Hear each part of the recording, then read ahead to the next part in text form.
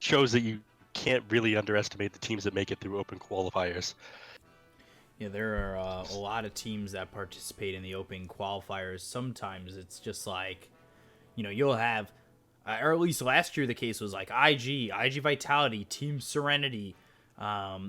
Sirius was going through open qualifiers. Then you had the old guys who were trying to make it through, like Burning Stack or other players. It really is a gauntlet for China. Oh yeah, even worse. So, Chinese open qualifiers not to be over or underestimated. Then I'd say making through open qualifiers is a little bit of a badge in its own right. Then, anyways, talking about heroes in this draft, more or less are the same. We see Oracle has been a staple pick in these games. I feel like super powerful. In all these games, I feel like whoever's been playing it has played a key role in who wins or loses the match. I'm not really sure that it's that great of like a pick against the heroes on Look for Smile. We saw a just super strong response to the Faceless Void pickups in the earlier matches. Obviously, no Faceless Void here, even here with massive amounts of lockdown. It could be a decent save from Will-O-Wisp from the Keeper of the Light, but not much other than that. And of course, Lifestealer as well. You were talking about how we didn't really see vehicle for it. But I guess that could be Axe. He can blink in, pop out, use that Berserker's Call, and Lifestealer starts pounding away at people. Yeah, that can definitely turn into a problem too. Axe with a good lane can be quite deadly, especially when he's able to be active early. It should be interesting to see where or how they lane this Axe. I feel like Centaur probably does okay-ish against the Axe, but a weaker laner like Rubik doesn't do so well against it. You want a support that can kind of harass him, have a decent disable or nuke in his hands to do a little bit more damage or finish him off if he tries to dive too hard to get behind that creep wave to take advantage of counter helix. You need some sort of punish for him. Rubik isn't really that hero. So they get themselves in a little bit of a difficult position, but Look for Smiles might know something that I don't. They still have one more hero to even out their draft, and it's probably going to be a safe laner. Although Ember Spirit can be played a little bit as a flex pick these days, can't he? Yeah. Going back to the point with the Axe, though, Lifestealer. You were eating peanut butter apple. I'm definitely not doing that. So going back to the Axe Oracle Mirana, though, Lifestealer, what we saw in a previous game was, laning by himself. He gets level 2, level 3, or, level 2 in Feast, and he's usually fine. I think that gives an opportunity to the Axe lane to get a lot of kills, because you'll have Fortune's End. That means you can catch up to get a call out, and then you're lining up an arrow every single time. So it becomes a deadly combination that we'll see if like Lifestealer ends up in the off lane and this Axe tri-lane potential ends up in the safe lane. I think there's a lot here for Sirius, and especially for Axe to have an early start. This is a little bit interesting seeing the Storm Spirit. The Storm Spirit Lifestealer is a classic. We've been seeing this is a tale as old as time in Dota. These two together, extremely powerful and consistent mid laner, extremely powerful and consistent safe laner. And Templar Assassin is one of the better heroes to play against the Storm Spirit as long as you can work those side blades well enough. Goes right through the Storm Spirit's large amount of starting armor, with the spill obviously, and you block those static remnants. You can run right into them when you pop that refraction. A lot of other heroes would be afraid of them. You did see a couple of nerfs for Templar Assassin not being able to use refraction damage on denies, hurt the hero a little bit, but still saw a lot of use at TI. Especially out of, Liquid. I heard they did pretty well at that event. 10 seconds remaining. It was a fluke. Every finishing was a fluke. Every finishing was a fluke. But I was actually talking about the most recent one where they didn't win but came in second. They still had some pretty amazing Templar Assassin performances throughout the tournament. But yeah, second place overall, fluke. I'd actually favor look for Smiles lineup. You might not want to hear that though. I think it's definitely a possibility. I think a lot of this also comes down to skill of the players too. Like, I don't know enough about Look for Smile to commit to their draft, even though I like the draft better. So we'll see. I mean, I definitely like the Rubik set. I feel like that gives you a leg up. It means you're spending money on the game. Oh yeah, it's an expensive staff, isn't it? Not only that, It's the expensive everything. the set that he mask? has for Rubik, isn't that like an ultra rare or something like that? Oh yeah, all of that is quite expensive. I mean, everybody knows your ability to play the game is based on how much money you spend. I have heard that before. 65-32 win rate for all time with Mirana, not bad. And even better Templar Assassin win rate, okay.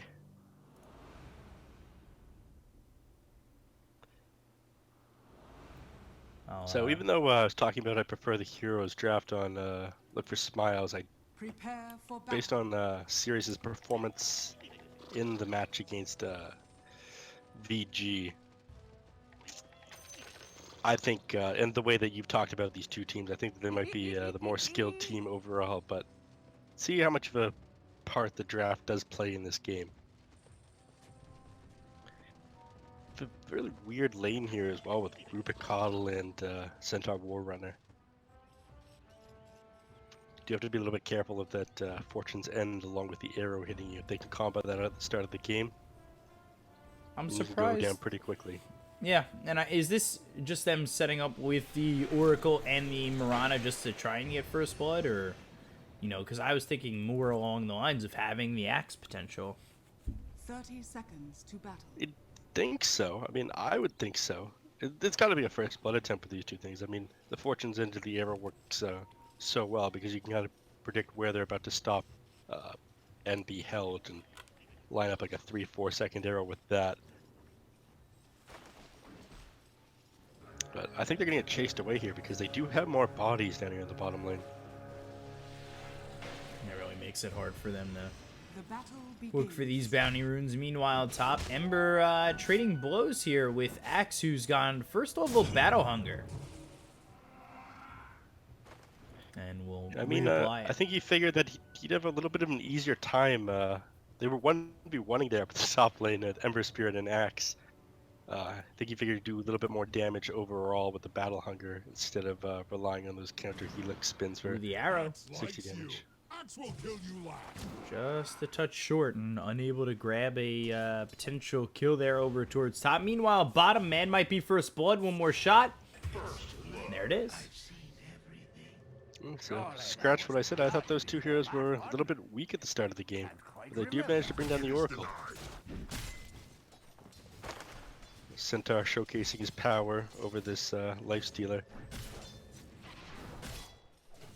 Retaliate, super strong ability. This will change the lane goes on just because Centaur's such a like big strength here, tons of base strength. Growth rate is like one of the highest in the game. I think the highest in the game, unless you count Pudge's flesh heap stacks. The fact that he gets so much max HP means Lifestealer is going to have a really good time healing off him with Feast, so it's going to be difficult to bring him down. So we'll see what they're able to accomplish over bottom. They've brought the Oracle down here, which means the tri-lane combination that I thought they were going to go for, at least for the moment, is non-existent. Between the Keeper of the Light as well, or the Mirana one you were talking about, the other side. The Mirana Oracle Axe combo. But Oracle, you know, in a lot of trouble once again, but they've gotten in front of the Centaur, who needs to be very careful. They could run him out if they've got another Fortune's End to throw, but it's just the Purifying Flames that does him in. Yeah, I mean, real nice kill. That was a pretty good reaction there from Oracle too. I mean, I completely forgot about the fact that you can just purge off that Retaliate buff that he gets there. So 1 minute he looks like he's doing like 200, 300 damage attack. Next moment it's gone. He really didn't get that much use out of the ability. So putting Oracle down here and picking him in response to the centaur is actually a really good move. Something that I wasn't thinking of during the draft. Neither was I. I'll admit it. I was thinking more on that axe combo, but definitely better off here bottom after we get a glimpse of what he's able to do. Meanwhile, mid, Refraction's gone, and this TA tries to man fight. I wouldn't suggest it. Just a little bit late as the Rubik, and able to survive as the Storm. Yeah, I mean, this is an lane that I was talking about that I thought Templar had a little bit of an advantage at, but being able to get that kill earlier on just gives Storm such a nice advantage. It's even worse if the Templar gets an earlier kill, but you can't go for this on Storm Spirit, come on, man. Anyways, it's an even better situation if you're the Templar assassin. You manage to get the first kill in the lane just because this hero was so good at snowballing. I mean, everybody saw what Weehaw was able to do with this on Team Liquid during TI. Some of the performances that he had while snowballing on the hero, getting an early advantage were absolutely insane. Ooh, call arrow Top lane. on the Ember. And they've got the Battle Hunger. All they need is a spin or two to get the kill. They may not even need it. This Battle Hunger is doing a lot of damage, and they get a spin for good measure. We'll clean up the Ember, and all of a sudden it's a 1,000 net worth lead here for Sirius. So far, game going basically how you predicted. I do really like the heroes in the side of looking for smiles, but they're showing that they know how to play these lanes. They knew that little trick with the Fortune Zen onto the Retaliate, something I didn't really think of. I think Dispels are like super good. I don't think there should be any ultimate, like non-ultimate Dispels in the game. Or at least there shouldn't be that many. That's a hot opinion for everybody, though. Would you be okay with Dispel's non-ultimate only at level 4? That would be like such a weird thing to add to the game, though. Like, okay, once everybody's level 4, you're suddenly allowed to have Dispels again. Blinding Light, but they've got the call. And they've got a couple spins. Ember still needs to be careful. But meanwhile, bottom, Dog will get the kill on a Mad. Interesting names all around. Hoof Stomp coming through on a Doodle, doing a lot of damage. Rubik moving forward here too, and the double edge double kill for the Centaur. So Doodle falls. That wasn't something that I was expecting either. Oh, no, we're That should help. top lane. Axe managed to bring down the Ember Spirit as well. Might get another one here on the Coddle if he's not too careful. The route does last quite some time. They don't have the call just yet, but they've got the Battle Hunger. They'll give chase. Ball lightning over. They've got the slow. They're going to give the kill here to D-Stones, and he'll happily take it. Yep. Shrine's up right after. Needs to restore his mana. But that was a little bit weird down in the bottom lane, the fact that Centaur managed to clean up those 2 kills there. I thought as the lane progressed, Lifesteal would have a little bit of an easier time. I think one of the reasons why he did go down there, though, is he hasn't picked up Boots of Speed yet. Playing a little bit greedy with his first couple of item choices. Decided to get a Basilius for, I guess, extra armor and mana regen, Orb of Venom and Blades of Attack for CS. So I ended up paying the price for that with his life, though. That is Oracle around to be able to purge that Retaliate bonus off of the Centaur. Top lane we see a little bit more action as well, though. Oh, never mind. I'll leave that to you. I've got no idea when action's about to start. Nah, you gotta get your chance. We'll switch roles. We'll both switch be roles? we'll both be really bad at switching roles. All right. Everybody's going Midas. First item, calling it now. Although there was a time when you could have been right with that.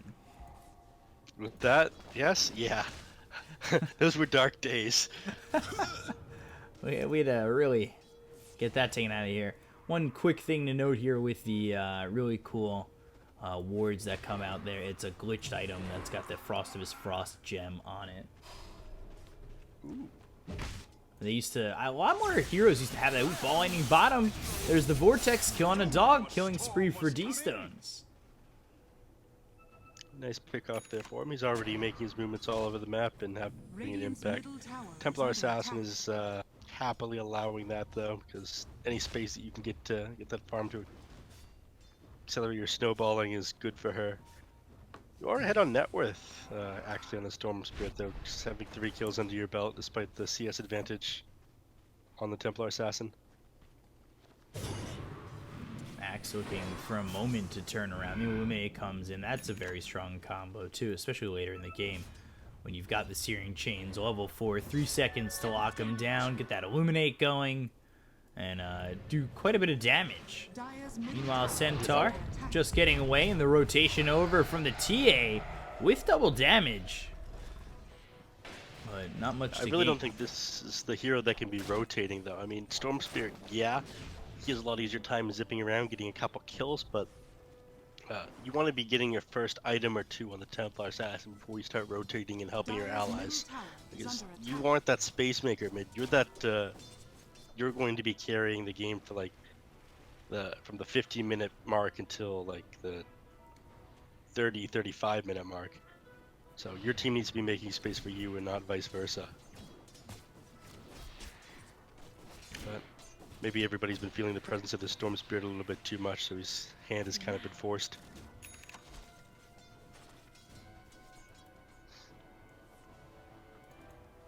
It's Axe God here right now. Ring of Health. Phase Boots trying to close the gap if he wants a call. You know, he wants that call, and being just like Rebecca Black, call me maybe. Rebecca Black. She the one who did that song? Yeah, Call Me Maybe. Great song. She also did Friday, which it was when we started this cast. It's now Saturday. Ember, 3 heroes coming over. Ember coming in to try and go on the Axe. There's the Remnant with the Searing Chains. Potential call from Guevara, who is doing a lot of damage that I don't know if Ember was ready for. That Fortune's End was interesting. Yeah, that Axe just instantly manned up on them, realized, okay, they don't have enough damage to finish me off here. I'm going to stand my ground. Wait for my team to Interesting come play by. there by him. Dire's middle tower is under And attack. they almost But, paid dearly Dunk- for it. Dunk didn't quite do it. I feel like Culling Blade is such an underwhelming move for these days. Like, they kept on lowering the threshold further and further. It used to be 325 at level 1. Like, yeah, I get it. 250 at level 1 if it doesn't have a cooldown, but Arrow kind of splitting the seams there. And they'll use Stampede. I'm not certain if this is to get away, or maybe bottom. Yeah, it's actually over bottom where they get the kill on a D-Stones. It was more to get on top of the Storm and not for something over towards top. yeah, unfortunately, Stampede does trump level 1 Ball Lightning. Unless your mana pool happens to be full. So, nice play there. HYM missing a lot more arrows than he did in the previous series he played in. Some of those were on point that series. Alright, let's take a look at Templar Assassin. I was talking about this is the hero that you want carrying the game from like the 15-minute mark to the 30-minute mark. I'm not sure you can be hitting that timing exactly how you want to. I mean, yeah, you're at the top of the net worth chart right now. I feel like you're still a little bit further behind from where you want to be.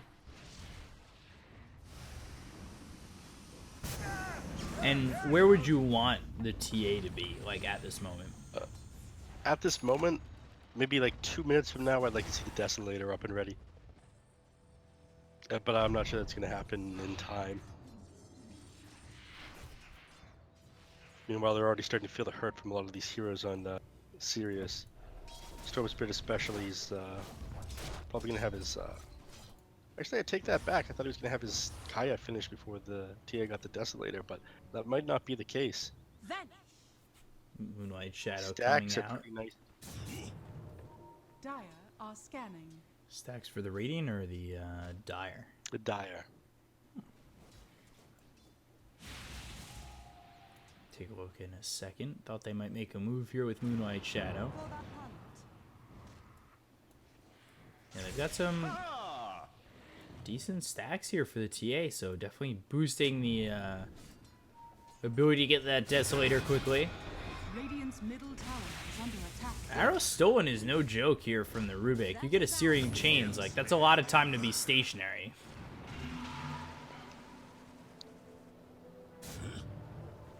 It is. He's very careful. Rubik's got the arrow, so 5-second arrow with Rubik, if he's got a couple levels in Arcane Supremacy, turns into something very, very scary. You're just stuck there forever. So you have to be a little bit careful here. Unfortunately, he doesn't have any points in Arcane Supremacy yet. Which is a shock in my eyes. Best ability in Dota. One of the best passive in Dota, for sure. If they can just get a sheep stick and it'll last like another second and a half. Jesus. Just be arrowed forever. Why don't you be stunned from a skill that's not mine forever? Just lock the hero in place. Sounds I good. kind of to me. miss abilities like Roar. Like, you get hit by that, you were stunned and you were killed by getting melee down. But these days there's just so many like save items and save abilities that it's no longer the case. Roar isn't that amazing anymore. Middle tower is under attack. Dire structures are fortified. Beastmaster Actually, was does have such a the blink go-to. thing. Sleight of fist. Cancel the blink dagger. Yeah, cancels the blink reveal, actually, and Guevara cleaned up with ease. They've got the Stampede. They'll look for the Storm. Now they'll change their attention over to the Oracle and double kill there for the TA. That was so big by the Ember Spear, like catching out that axe he TP'd in. Like, he didn't even know that he had the blink dagger there, but he got the reveal on him with the sleight of fist, and that completely turned the tide of the team fight. Like, he was ready, in position, reveal his blink, probably get a massive call. Stormseer would ball through and kill Oh, like the 2-3 stolen people. arrow. Just stunned forever. I mean, not that there was anything added from Arcane Supremacy, just a long-range arrow coming at you. Yeah. So, down he goes. Can't really contest the 5-second stun, especially when there's so much to follow up. Under attack. But this TA ended up getting the 13-minute Desolator despite me. Dire's middle tower is under attack. Gonna have well on his way to blink dagger now as well. Tower is under attack. Well, Oh, they might just run off with this game. let me give you some slack here. You were like, I don't know if he's gonna get the Desolator, but then he had the stacks, and you're like, oh. Radiant's bottom tower is under attack. That is true. I'll take that slack.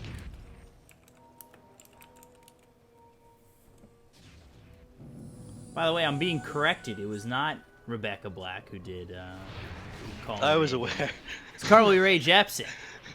Hey, look at me. I don't know modern day music. I'm a Fish fan. I'm a big jam band kind of guy. Grateful Dead. Although in their music video, Never refuse school. there was a Rebecca Black reference, so I'll give you that. All right, you're saving me. I appreciate it. Yeah, But, everyone cut him a little bit. I'm sure that's what you were talking about. No, I'm uncultured swine. Wait, no, I'm not thinking of the Rebecca Black reference in that music video. I'm thinking of Rebecca Black reference in last Friday. It's a Taylor Swift song. Oh no, you're Katy Perry. Last Katy Friday Perry, night. that's the one. How did I know that? Yeah. I swear I'm a Fish fan. We're a mess. I can like other music though.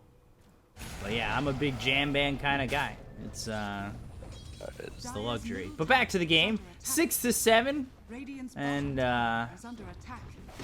looking for Smile or look for Smile. It's not even looking for Smile. It's look for Smile. Dire's top tower. Sleight of Fist Searing Chains onto the Storm. Fade Bolt thrown. Trying to catch this Storm with the Stampede committed. But Tier 1 tower telekinesis. over top. It's going to go down. Telekinesis was on cooldown, so they weren't able to finish off that storm there. I don't think the Ember Spirit was aware of that, just because that ability has a ridiculous long cooldown. It's early level. Dire's top tower is under attack. It looks like they're setting up for bottom here. All right, take it back. Invisibility. Looked like they were gonna set it. At first glance, it looked like they were gonna set up for bottom there. Unfortunately, they realized that guy was quite close to the tower and does have a rage. Nah, they just heard you say it. They know your mic's open and they're listening in. Like, this guy just gave away our positioning. What's The players going can on here? hear me. This is similar to like an all-star match where the booth door is just open. I've had that happen to me where players heard me. It was very Really? embarrassing. It was WESG Canada, and I was really talking about how strong Dark Will is and how it should be removed from the game at the moment because of how strong it was. I was going on a rant. I had a bad game against it. And Arteezy goes, it paused the game and goes, "Oh, hey, B-Cop, eh? Why don't you..." This isn't how he speaks, by the way. I'm just doing Oh you know, no, I typical was Canadian. watching this.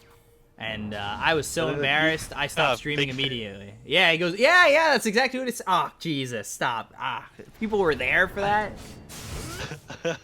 I'm so sorry. You know how embarrassed I was? I still freak out when my comms are open. I think every game is going to go poorly. It's no worries. I'm sure all of these players have done stuff way more cringeworthy. Telekinesis, Sleight of Fist, Searing Chains, and Arrow coming in. It will hit the Ember, but it's not going to save the life of D-Stones. Radiant's top tower is under attack. I was just happy he called me, you know, he said big fan. I've never spoken a word other than that to Radiant him. Though. structures are fortified. He's a good-natured boy. I'll never forget that moment where I felt like I was talking Radiant's top tower nonsense. is under attack. Radiant's top tower has fallen. Yeah, I Dire's do bottom recall that tower though. I is think that under was more of attack. a glitch with the system and. Radiant's Was structures Franzi with are you for that fortified. game? Nah, I think I was by myself. He He was in chat though, and he said the lobby settings are the same as were the ones in the like the VG in houses and whatnot. yeah, Anyway, it was dark times. I stopped my stream immediately. feels bad. I didn't even cast the game. I was just like, forget it. So 8-6 in favor of Look for Smile here, and well, they got the kill in the storm. They've slowed down D-Stones a significant amount as he'll ball lightning in to force out the Remnant. Axe, after having his blink reveal stopped, has kind of slowed to a really low, slow tempo. I mean, that's the thing. If you opt to go for the blink dagger first, obviously you want a kill as soon as possible. You usually get a kill with that blink reveal, but being able to stop that was so big for looking for Smiles. So that's going to slow down the tempo overall for Team Sirius. Again, Templar Assassin is one of the heroes that are a lot better at snowballing and whatnot. Being able to get that 13-minute Desolator has really accelerated her farm. So they get complete and total map control. Once she gets this BKB, I think they're going to start running away with the game.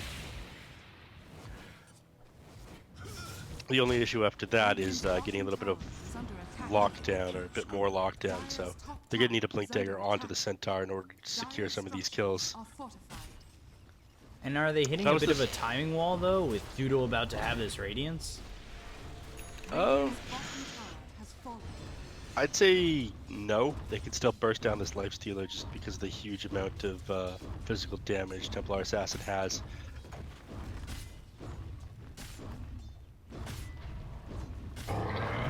Stampede, that's for top.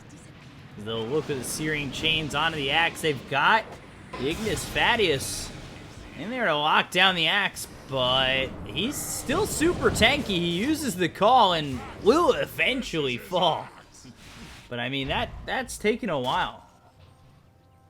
Oh yeah, he's a real big boy at the moment. He went for the +8 strength talent as well. 2000 HP is nothing to shrug at. Right, yeah, BKB is up on Templar Assassin, getting pretty close to it on Ember Spirit. I feel like these are the timings that they're going for and that they want to start pressuring high ground for, at least cutting off Team Sirius's access to their jungle and the rest of the map. Ember Spirit finishing that up right now. It's nice that the Templar Assassin was able to get that mid-tier 2 without that much of resistance to that axe kill while the Ember Spirit farms. Crimson finish for the Axe. You need to stop apologizing for everything, man. Go with the flow. I don't know what you're talking about.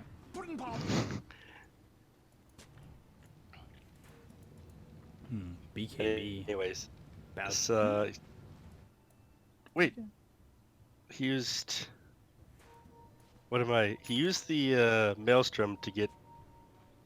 The hammer to get a Maelstrom and says he's not rushing a BKB on the Ember Spirit after all. Dyer's Oh wait, no. Well, he's got the Mithril BKB Hammer coming. and the Mithril Hammer was on the Black King bar. My bad. I was like, he had a Mithril Hammer. Where did it go? He had some of his items on the courier and the rest in his stash, which was weird. Anyways, he got the Black King bar coming for him right now, so he's gonna go basically what I was talking about earlier. Just get the BKBs. Suddenly you're able to push high ground. They don't have a whole lot they can do. Radiant's top tower has fallen. And again, you're given this option at the moment where, okay, Blink call, gonna try and pull him back a little bit, but they've got the arrow. The BKB is gonna be popped with the double damage coming up from the TA. Now, there's the ulti from the Coddle. They'll get the kill on a Guevara. And all of a sudden, Mad's dead too. yeah.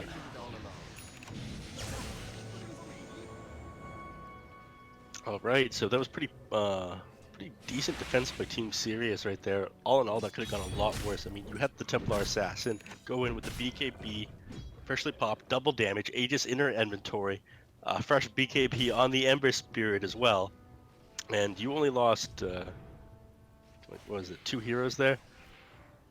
One of them bought back, yeah, but in all honesty, this is like the complete power peak for looking for Smiles. If you're able to defend it right there, then you're not that bad of a place.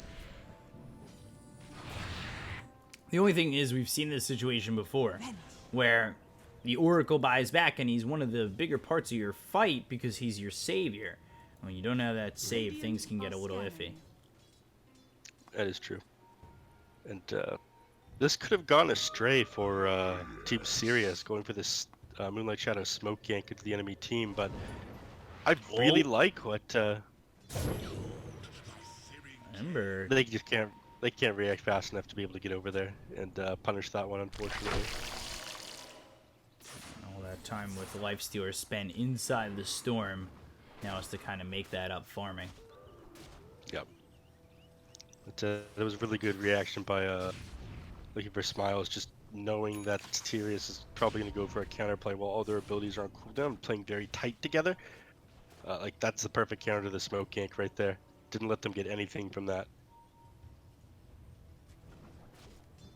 Unfortunately, you do want to be looking for the next Roshan. It would be a lot nicer if that Aegis expiring lined up a little bit better with their timing for high Used ground. and Mirana in trouble, but also Mad in a bit of trouble. To Blink, get the call onto the Centaur. Again, it's just a call into the ulti of the Coddle. And this is where things become a bit of an issue for Sirius, but they've taken it out quickly. So can they survive? They've got the false promise, continuing to move forward. The BKBs being popped. However, they're going to lose Guevara, and now maybe more. The Meld Strike doing a lot of damage to the Lifestealer, and he's able to survive with the Rage. However, they lose Oracle again, dead for 60 on the back lines. They'll lose Doodle, who ends up falling, and they will take out HYM. 4 heroes gone. Triple kill here for the Ember. All right. Fortunately, right now the lanes are all pushed. Unfortunately for Storm Spirit, one of the creeps that are coming right now are the Catapult one. He's not going to be able to finish that one off. So that will open up the lanes as long as Centaur continues to... Oh, okay. The counter fortify. Centaur needs to go and tank this tower though. They can't lose that siege creep. Fun little fact for you, Beacop, you can actually drop a static remnant in the middle of your ball lightning. Huh. So if you don't have quite enough damage to finish off a creep wave, you can actually time it right, kill the creeps with that static remnant. Items are usable and spells with instant cast time. If only I were good enough to pull something like that off. My time will come. There will be a day where I'm good at Dota. Where that will be useful. It's a little bit of a Storm Spirit tip. Very good hero for winning pubs, especially back in the day. Yeah, he's definitely a hero that if you're good with, you can make a lot happen. And I think especially the lower echelon of pubs, like being able to make something happen reliably is game winning. Yes, unfortunately he has been hit with a lot lot of nerfs over the years.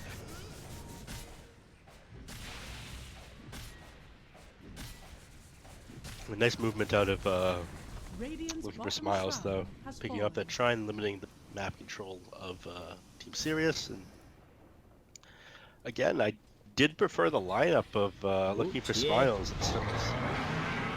Stampede used, leap attempt away, but the Metal Strike hits with the double edge. He'll get a quick kill. Dire's top tower is TP under out from attack. Mad, and everybody's got to retreat on Sirius, Radiant's who've just top not shroud is found under attack. the start to their engines at all. Roshan up in another 30 seconds. I think that's something that looking for Smiles is going to want to take before they move forward, since it's near the maximum Dire's Roche top tower timer. is under attack. They might just wait this one out. They've got the trap in, so they could stay nearby. They have vision regardless.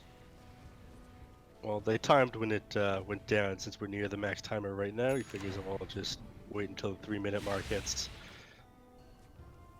And there we are. Radiant are scanning. There's Roche with minus 33 armor. Of haste.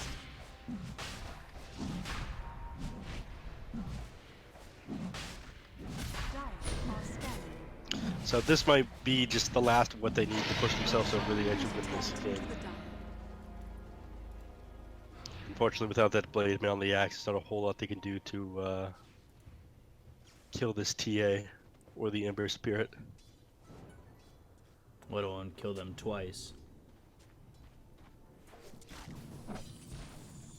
And 2 lives here for the Templar. Assassin going into the Bloodthorn. Level 20 already. Throws a trap onto the high ground. And Sirius, again, just they got to buy time somehow. Alright, it's going to be tough.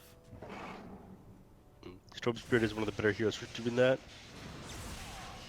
Thankfully. And he is level 3 of his ultimate now, so he's going to struggle a lot less with that than he did earlier. Before, we didn't see him completely finishing off his creep waves.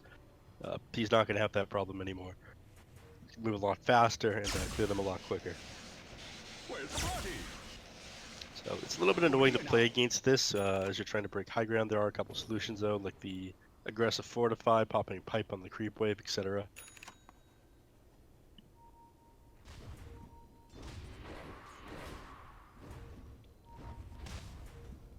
We'll see how long Look for Smile is willing to Radiant's middle wait. barracks Sometimes are you under get a attack. little antsy with the Aegis in your hands, especially going towards the high ground. We'll see if that happens once again, if they find him out.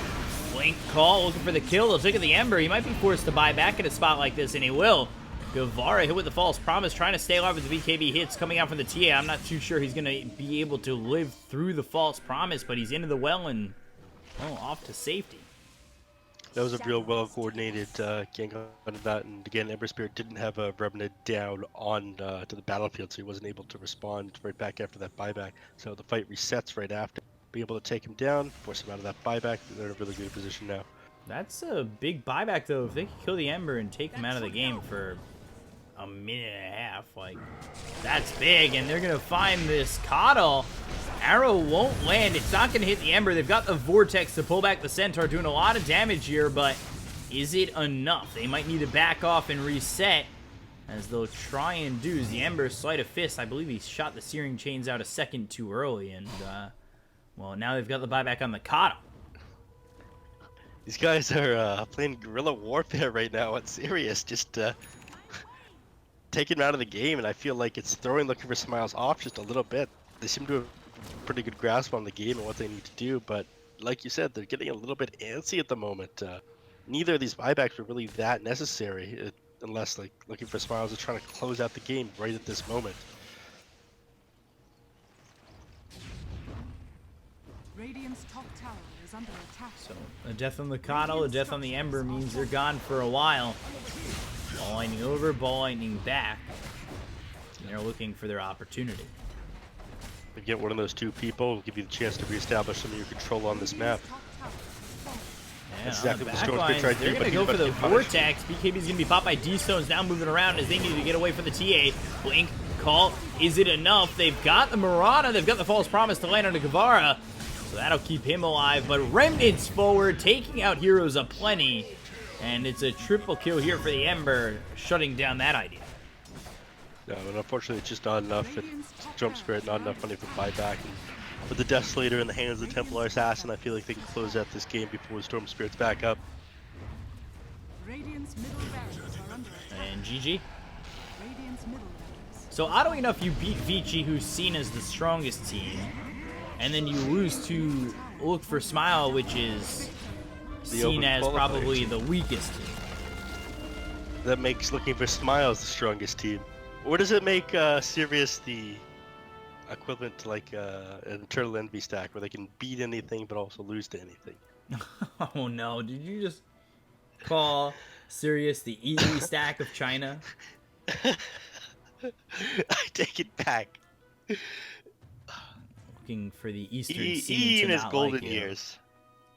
E in his golden years. So the MLG Columbus years. Yeah, MLG Columbus E, yeah. That's not that bad. That's not that bad at all. That was the first ticket I bought in game. Everybody talks about MLG Columbus to this day. It's such a great event. I remember watching it. It was amazing. It was by far an amazing event. But speaking of this game, one Look for Smile, 20 kills, 0-0-16. Second time we've seen that scoreline tonight for the Rubik. It was on the Ogre of DY last time we saw it on Vici. So Look for Smile played that pretty perfectly against the team that looked strong about an hour ago or 2 hours ago, and now we gotta go back to the drawing boards. The whole group is thrown in the air again. I want everybody watching taking notes of this as well. 0-16 is the perfect support score. Everybody should be aiming to be like Swan. Yeah, anything less and you're not doing it right. I just hope you guys know that. Anyway, solid performance out of Looking for Smile. I think the biggest issue Team Sirius made here was the draft. They had a decent start to it, but I think they've lost momentum when Axe went down when his Blink Dagger got revealed. And again, the Templar Assassin got the exact start that he wanted. Way too much physical damage. He just couldn't be slowed down after a certain point. So, well played by Looking for Smiles. It showed that they're a strong team. There's a reason why they made it through the opens. Yeah, and we'll be back with game 2 in just a moment between these two teams. We'll see if it's another 1-1 split, or if Look for Smile is gonna shock us all and try and get to a major with a quick 2-0. But we'll see in just a moment. I'm your caster Bcop, joined here by Neff at Bcop92 on Twitter, at Neff Sensei on Twitter. We'll be back. Stay right